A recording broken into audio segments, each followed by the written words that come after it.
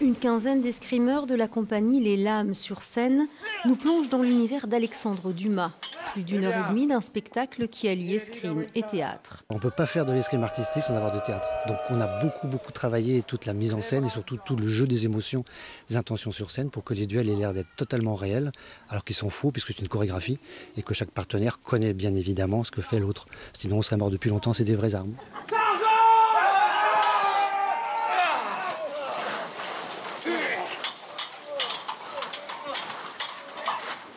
Très attractif, surtout pour les enfants, ça permet de relier l'histoire sans problème, quoi. Qu'est-ce que j'apprends? Les mousquetaires sont partis pour l'Angleterre. Qui leur a donné l'information de mes plans? On est venu par des amis, on n'est pas de la région, donc c'est sympa.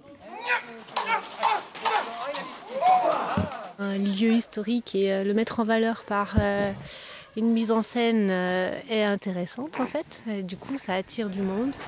Phrasé, 550 âmes triplent sa population le temps d'un week-end.